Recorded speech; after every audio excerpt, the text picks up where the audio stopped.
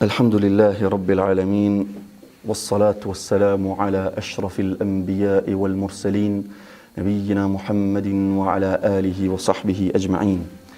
Vëllezër të nderuar, shpresoj që të keni edhe pak sabër. Mendoj se pasi që sot e kemi pushim këtu, do të më arsyetoni nëse edhe një këshill të fundit për një vepër, për një veprim që tash pas nesër, apo nesër mbrëmje, natën, që fatkeqësisht edhe shumë musliman janë sprovu, kanë rënë këtë sprovë, edhe kanë rënë këtë mëkat. Edhe e festojnë. Çka festojnë, as vetë nuk e dinë. Përmbajtjen, as vetë nuk e dinë. A mu festojnë diçka? Pse festojnë? Sepse krejt qetë po festojnë. Krejt po festojnë, pse na mundojnë? E çka po feston vitin e ri? Çfarë viti të ri? A e din bazën e këtij viti të ri që po përmend? A e din zanafillën e kësaj? Jo, nuk e di. Po çish po praktikon diçka që nuk din? Festa në Islam, vllazni, nuk kemi përveç se Kurban Bajramin edhe Fitr Bajramin. Çto dy festa e kemi në Islam, fejnë Allah Azza wa Jall. Ndërsa festa e vitit të ri, që e festojnë fatkeqësisht edhe shumë musliman, nuk është prej festës sonë, nuk është prej traditës sonë. Edhe dietarët vllazni, dietarët subhanallah, tek hadithi pejgamberit alayhi salatu wasalam, për shembujve kryesor që kanë cek, tek hadithi pejgamberit alayhi salatu wasalam që është hadith autentik, men tashabbah biqaumin fa huwa minhum, ai i cili përngjan një populli, ai është prej tyre. Kanë cek shembull kryesor që kanë cek, kanë thonë festat, me marr pjesë në festat e jo muslimanëve. Kjo festë vllazni, që quhet festa Silvestër, kam hy dhe kam lexu për këtë. Kam gjetë më së pari që ai Silvestër kishte lind, sot funksioni i sotëm do të ishte pap i Romës. Kishte lind vitin 265 sipas kalendarit gregorian normal, dhe kishte vdekur në vitin 335 në datën 31 dhjetor. Interesant që më erdhë, se kjo ishte tek romakët e vjetër që kjo fest, që kjo metod e festimit, që shë e bojnë në këtë kohë, atëherë ishte prezente, edhe ma vonë, Germanët e kishin festu me fishek zjarë. Çka ishte një prej arsyeve kryesore?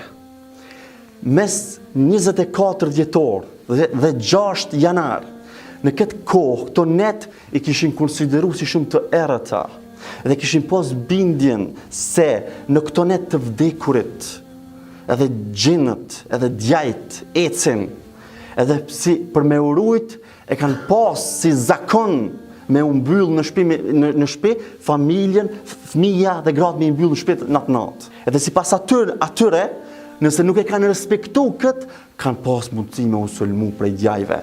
Kështu, si metodë për me urujt prej djajve, apo e kanë bërë këtë lloj manifestimi. E ma vonë Germanët e vjetër e kanë bërë këtë me fishek zjarë. Edhe këtë, subhanallah, shumë musliman e imitojnë. Pse shumë njerëz e festojnë edhe këta e imitojnë. Pastaj edhe çfarë bojnë, edhe disa prej tyre që janë shumë larg, e vendosin edhe bredhin. Dërsa bredhi nuk është bile as krishter, as zakon krishter, as të krishterët nuk ka bazë, por se është zakon pagan. Është zakon pagan që e kanë përdor bredhin si shenjë i fritshmërisë dhe fuqisë dhe jetës dhe elanit. Nga se ka qëndru tanë vitin i gjelbërt, edhe i kanë dhonë vetës shpresë dhe optimizëm që të gjenë sa më shpejt pranvera. Edhe kanë vendos bredhin, paganët, zakon pagan. As krishter bile. Prandaj nuk bon me shku ka shkon era, ka frin era, edhe na. Disa po bojnë edhe na. Çka të bojnë ata dhe na? Feja jonë ka parime, ka rregulla, ka mësime që duhet të pas kujdes. Sepse hadithi men tashabbaha biqaumin fahuwa minhum, nuk janë shpjegimet e mia që kanë thonë, i marr prej dietarëve. Kanë thonë pjesëmarrja në festa, ai i cili i përngjan një populli, ai është prej tyre. Subhanallah. Si shembull kryesor kanë cek festat, pjesëmarrja në festa. Prandaj është mirë me u largu këtyre gjërave. Nuk ka dallim ajo natë me atë natën që është përpara. Me natën e sontit nuk ka dallim. Edhe nuk duhet të veçohet. Ma shumë, edhe tash pasi që po përfundon viti, duhet besimtari të merr mësim, të ndalet, të reflektoje pak për kohën që po kalon, sa vepra të mira ka zbatu, sa libra i ka lexuar gjatë vitit. Vesh një pyetje thjesht, sa libra i ka lexuar, sa vepra të mira ka bo, sa është rujt prej mëkateve, çka ka realizuar prej projekteve që e afron afër tek Allahu Azza wa Jall. Pasi që jeta po kalon shumë shpejt, kur filloi viti, kur erdhi viti tash, fund. Tash viti 2023. Edhe kështu viti i ardhshëm, edhe kështu jeta ka më kalu. Veç kur ta shohim ndonjë ditë vetën në varr.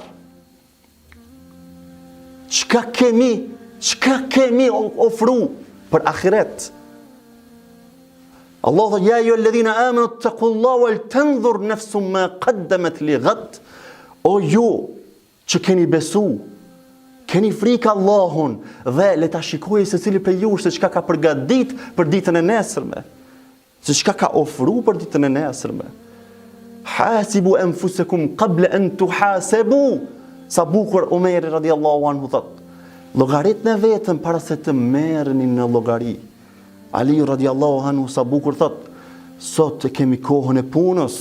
Nesra nuk ka mundësi për punë, vetëm se llogari dhënje, ndërsa nesër llogari dhënje dhe nuk ka mundësi me punu me vepru asgjë. Prandaj pasi që po përfundon viti, duhet me u qetësu, me u ul pak, edhe me mendu me llogaritë vetën, jo me marr pjesë në mëkate. E ka fillu vitin e kalum me mëkate, e mbyll me mëkate. E ka fillu me festim, e ka mbaru me festim.